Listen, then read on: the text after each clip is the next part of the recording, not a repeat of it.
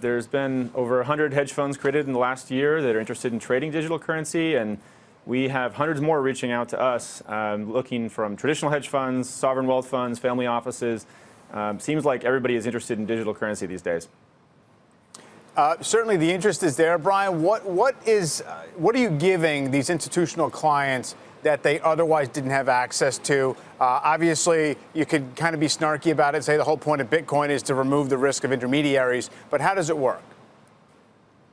Yeah, well, Coinbase Custody is seeking to become the first qualified custodian for institutions that are looking to store digital currency. And so what that means is they need a secure, compliant way to store funds on behalf of their LPs if they're going to start investing in this space.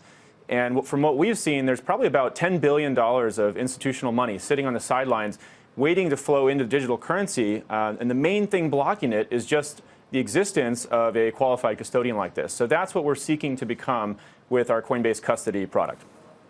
And where, Brian, I mean, is Bitcoin the one that for you guys has the most interest? Is it Ethereum? You know, what's the demand like out there?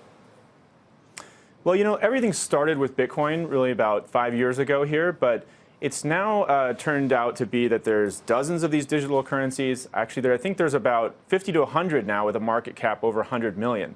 So it's almost becoming like stock market 2.0, if you want to think of it that way.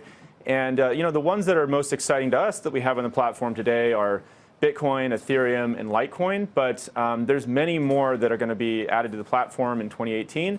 And I think this is going to be a really exciting space for all kinds of institutional investors to make money.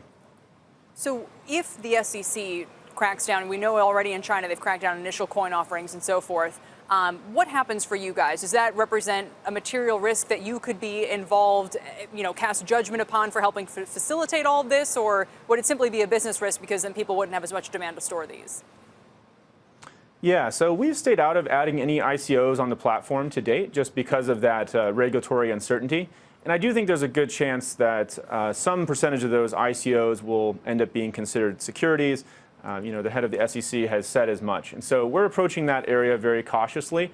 Whenever we decide to add a new asset onto the platform, you know, we really look at a number of factors. And we released our GDAX new asset trading policy just a few weeks ago that gives some more insight into how we do this. But we look at things like what the regulatory risk is. We do some diligence on the team. We do a security audit of the coin, what the customer demand is, and we consider all of those factors before adding it to the platform. So we're really looking to provide a safe place where customers can have assets that they trust and participate in this market.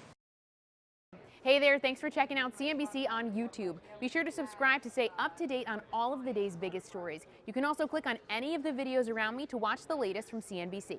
Thanks for watching.